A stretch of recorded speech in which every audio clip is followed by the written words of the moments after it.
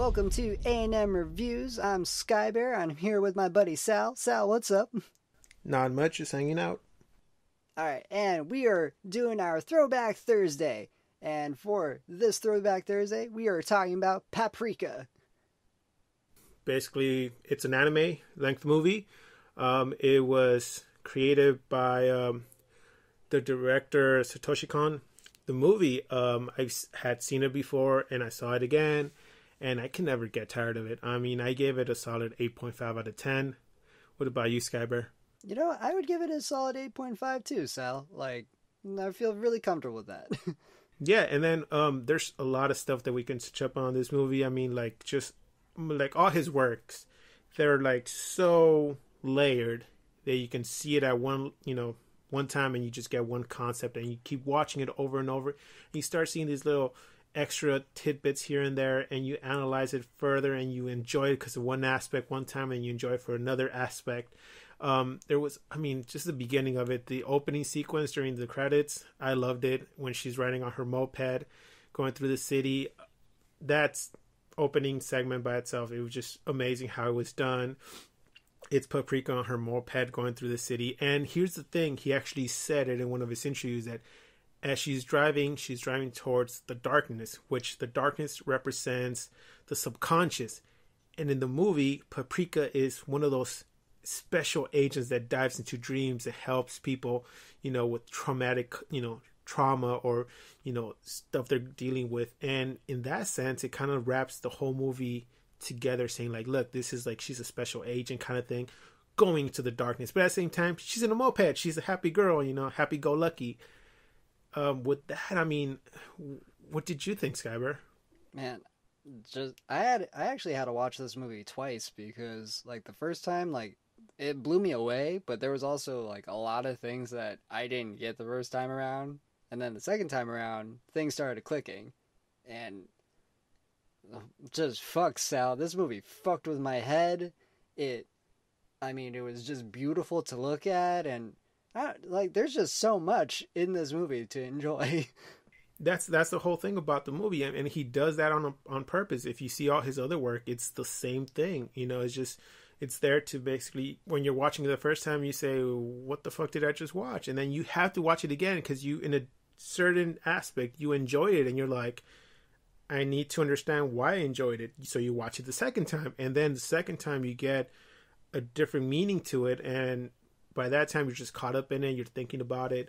And the way he does it too, like in this movie, the way he draws the line between the dream world and the reality, it's by the use of colors. If you noticed, when they're in dreams, even Paprika, she's a colorful character versus her reality person, the doctor, she's more calm, more, surreal. She doesn't show emotions. So that's the two different aspects of it. One is so colorful, happy-go-lucky. The other one's just dull and just plain. And that's what happens. They use plain colors to distinguish between reality and using wonderful colors to talk about the dream world. Right, and the whole idea behind it, saying that you can use dreams to go in, if you go into people's dreams and you analyze them, it's therapy. You can help them with traumatic experience they had or through problems they have in life. But at the same time, if you have that ability, guess what? You can do kind of some evil stuff behind, and manipulate them in a sense. So right. With that said, a lot of people online have been speculating this is basically like the prequel to Inception. And I can see some similarities, but we'll talk about that later. Skyber, what other movie references did we see in this film? Well, right off the bat, Sal, there's a train sequence that's just straight out of From Russia with Love, which I appreciated. I was like, hey, I see what you did there. They take a scene from Roman Holiday. There's a little reference to The Greatest Show on Earth. The detective character has a dream where he's Tarzan. Yeah, that's the most common one that we can reference off the bat without having names on it. But yeah, with all those movie references, you kind of tie it from being a cartoon, which a lot of people assume anime is just a cartoon for kids. you basically say like, no, this movie is more serious because look, they're talking about actual movies in real life. So technically, they're in our reality. So you can make that parallel link and be like, oh, we can see that we're like in a similar reality, you know? Yeah. And it also makes sense for the cop to have, movie references in his own dream, since he himself, later on in the movie, it's revealed that he was a filmmaker. So that makes complete sense. Yeah, back in college with one of his friends, they did short movies or short, like they call short clips. But and then I loved it when they were talking, him and Paprika in the theater in one of their dreams, and Paprika's asking him about like, oh, what did this person mean by this? And it's like movie slang, and then he starts describing it, and the part where he draws the line in the midair, that really reminded me of Pulp Fiction, when she says, "Don't be a square," and draws a square in the midair, and it basically, I was like, is that done intentionally? Maybe, maybe not. Yeah. But at the same time, if you pay attention closely, Satoshi Kon, what he does, he puts his own movies into his other movies. For example, at the end of the movie, Cobb, the detective, is walking to go see a movie. You see Perfect Blue, you see Tokyo Godfathers, and Millennium Actress, which is all his films. And if you also notice that Quentin Tarantino also does that in some sense, he has characters from one movie overlap to another movie. Like from Pulp Fiction to Reservoir Dogs, the brothers, Right. They're in the same universe. The people who are related brothers. To everybody. Yes, and then you can make the distinction like, oh, so all of this is connected. So in that sense, this whole movie was made by a director talking about, I want to say the detective was the director too. So he himself basically put him, his character into the detective, saying like, that's me in the movie. Yeah. And that's how I feel. And I also love that in the theater, the detective was made to look like Akira Kurosawa, who's one of the most famous Japanese directors of all time. And I love that guy. And it's like, hey, I appreciate that. When the little hat fabricated on top of him and the glasses, I was like, that was amazing. I'm like, yeah, I caught that too. But this is a movie that you have to watch more than once. Oh, absolutely. Like, you can't just not watch this movie one time because you're not going to get it all. Yeah, and that's one of the cons that I put as a con. Because if you're just a regular person and just want to see a movie just once, if you have to watch it more than once to actually comprehend it and get it, and you don't have the time, I can understand how that's a negative. But so I put it as a negative on my list. But the other thing that really is a con on my list is the subtitles. For people who they don't understand Japanese and they need to read the subtitles, which I still don't understand Japanese 100%, but I understood it to the certain point where I'm like, hey, that's not what they just said. And I'm reading the subtitles. I'm like, so the subtitles are not accurately translated. So with that said, it's really hard to just say, watch it in Japanese and read the subtitles when the subtitles are not 100% accurate. But in another way, you have to watch it in the Japanese audio. I mean, that's my point of view. That's how the characters were made in Japanese. Even the main voice. Fuck dubs. Dubs never work unless this is like the only exception is if you're watching like a Hayao Miyazaki movie. For some reason, English dubs are fine with him. And there's other dubs that are out there that are decent, but then there's some that just basically you kind of get the feeling that the voice actor doesn't want to be there, and it's just another playing gig, and they're just there for a job, and that's it. But when you talk about anime, the voice acting is superb. One of the characters, the doctor, the voice actor is Megumi Hayashibara. She voices both Paprika and the doctor, and the way she basically can create two voices for two different characters and still be from the same actress is just amazing. Because I mean, she's not in front of a camera, so she has to do it with her own voice. And also, by the way, I don't know if you guys were aware of this, but this was actually a novel. Before it was actually the anime. It was made into three parts, and it was actually printed in a woman's magazine. So after it was done, the author compiled it into one novel, and Satoshi Kon read it. And before all this happened, they were in talks to make a live action movie, but the author said that because of money and the budget, everything, it didn't work out. So the project got canceled. So then he met with Satoshi-kun at a party, and they basically talked and said, would you like to make Paprika? By that time, Satoshi-kun had already read the book, and he himself had thought, I want to make an anime movie out of this. So when he came to him, he just thought it was basically, fate who brought them together. And that's how they started working together. Fuck yeah. Yeah, I mean, it's amazing how sometimes things just fall into the right, places, and you talk to the right person at the right time. But this is basically, like I said, a lot of people see it as Inception mixed with augmented reality, which in a deep sense, Japanese people have always thought about technology being the evil means of, pure evilness out there, talking about like cell phones and everything, technology. Even though Japan is based on technology, they see technology as an intrusive media. So they're not really fond of it. So it basically scares them at the same time. So by having this movie, it plays perfectly into their culture, saying, hey, we like dreams, but guess what? This machine gets into dreams, and it's a machine. It can kill you, kind of thing. So it kind of scares them at the same time fantasizes them and basically think about like, well, brings out different ideas.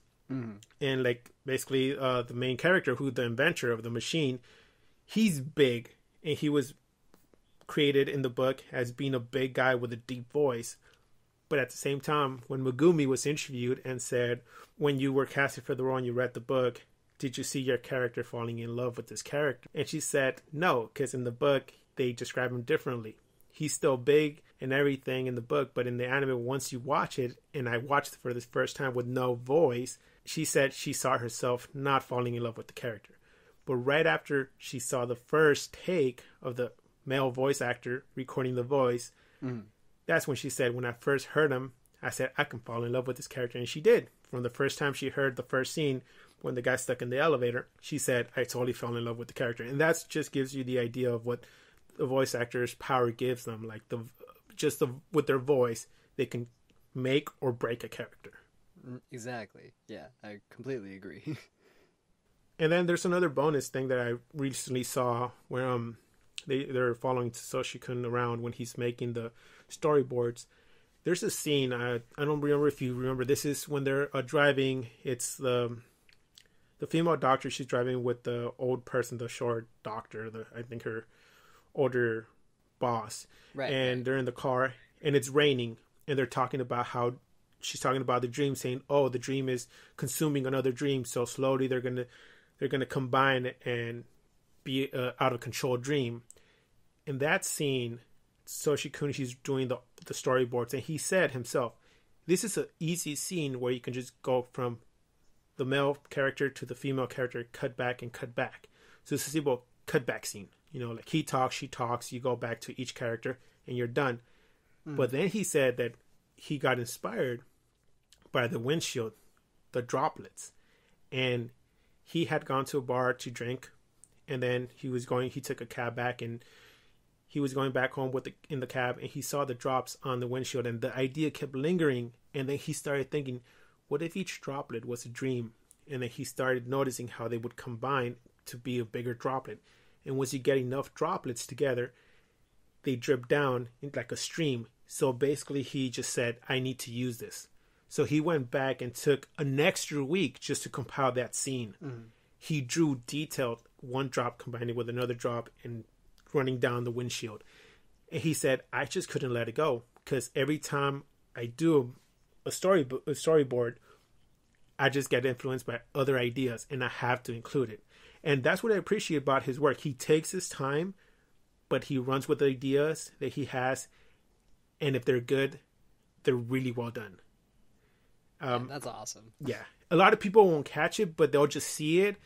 But then when you reference it, they'll think about it and be like, yeah, that actually does make sense. And that's what he says. He's like, I don't want to point it out. I want people to get to that point and analyze it on their own. And then there's other references, anime references. I don't know if you noticed when they were going to the carnival. There's the Astro Boy character there and the sister Yuran. There's also Sailor Moon figures in the laboratory of the guy. And just in backgrounds, there's like little anime characters here and there, which basically brings the whole Japanese anime culture into play because it's in Tokyo. And at the same time, this basically, it's a perfect reference that, says like, Satoshi Kon, he's an anime director, so he's attributing other old classical work into his own film, saying like, just because I'm doing my own stuff, I don't really, neglect that Astro Boy came before me, and that's basically an inspiration and stuff like that. So in a sense, he's paying tribute to other works that came before him. Oh shit, I didn't notice that. Well, I mean, there's an excuse to watch this movie again, Sal. No, yeah, and then from everything I said, I can tell you for sure, if I keep watching this movie one more time, I will analyze it and find another aspect. From right now that we're just talking, I just remember the scene where Paprika's falling from the sky, and she goes through a cloud, and she comes from the other end as the Monkey King. And we all know, if you're a fan of anime, where do you know that Monkey King from? Is Dragon Ball Z. It's Goku. He's flying on a cloud, and he has the pole that extends, and that's basically a reference to the Monkey King, which is a Chinese story from Journey to the West that's popular in Japan. Mm-hmm. So I mean, everything just ties together. Even though maybe Satoshi didn't know about it, he just put it there as a reference, and it's just an amazing movie. It's colorful, it's enjoyable, but sometimes it's a little dark. Yes. I wouldn't show it to a kid. No, absolutely not. I would show it to adults. No, especially the butterfly scene where she's on the bed and basically, definitely not for kids. Yeah, but I mean, I can see the way that he was going to, like, it's Paprika she's on a table in a dream. Before it, she was a butterfly. The bad guy captured her, and then she appeared on a table, pinned down in a butterfly room with other butterflies being displayed on the wall. She's pinned down to to a table, and the guy basically sticks his hand inside her, not sexually, but just to split her outer shell, which is Paprika in the dream world, and expose her true self, which is the doctor. Right. In that sense, a lot of people, when they watch it, they're like, oh, that's sexual. Not really. What he just wanted to show was the way that this guy says, I know your exterior is Paprika in the dream world, but I want to see the real you and expose you, because in the real world, you're not that strong. Right. So in a sense, it kind of plays to the movie. So, yeah, I mean, other people see it as sexual, but I don't see it that way. I just see it as, it's a means to an end and to show a point, which is actually, I really enjoyed how it was done. So, I mean, that's all I can say about the movie. Yeah, and like for me, like kind of jumping back to the comparison with Inception, like if you like think of Inception but really want it to have like those trippy ass, dreams, then this is the movie that you should watch. Yeah. That I mean, that's just basically how they attributed. The director basically said, there's always the colorful aspect of a dream, but then you always see in a dream a dark part, and that's your subconscious, and you never want to go into the subconscious, because that's basically like an Inception. That's going down the rabbit hole to another dream, and you're going to basically get lost. So in this movie, their pitfall is the subconscious. You never know what's lying in your subconscious. Why? Because it's your subconscious. You're not supposed to touch it. Mm-hmm. So in a sense, Paprika is there to be a cop between the person who's dreaming and the abyss. So she's kind of leading them through their dream, trying to analyze it. But then, shit happens and you get into shitty situations. So in a sense, you can actually see this as a spy movie in a sense, right? In a way, yeah. I mean, I see Paprika as I see her going through dreams, investigating, picking up clues here and there, and then just telling the person, hey, this is what your problem is. I'm your therapist, and I concluded that you're suffering from this, according to your dream. But yeah, I mean, and the other thing, there's a little trivia. The voices of the two bartenders from the virtual bar, if you remember that scene, Yeah. they're voiced by the author of the Paprika novel and actually Satoshi Kon, the director of Paprika. Oh, I didn't know that. Yeah, and that was I heard it and I couldn't tell it was them until I went online and I looked up for pictures for the podcast, and I figured out that, hey, it was them. And I saw a little clip of an interview where they're like, oh yeah, we were in the movie. And I was like, no, you weren't. And they basically were like, yeah, we were the bartenders. Even though it's a subtle thing, I see them as being the jokers from Shakespeare. The jokers are there to be funny, but at the same time, they're the characters who know everything. They're the wise characters. And I see them as the bartenders, as the same play. That's the same role they play in the movie. Well, I mean, makes sense. So that was a kind of interesting fact that I've seen this movie more than 5 times already, and I just found out about this. Well, I mean, I'm definitely gonna watch it again now after talking about it. No, yeah. With that said, catch us next time for our next Throwback Thursday, where we're going to talk about Leon the Professional, my personal favorite movie of all time. And all of our social media is going to be on the screen. Remember to click and subscribe, and if you have any questions, send us an email. And remember, keep watching movies.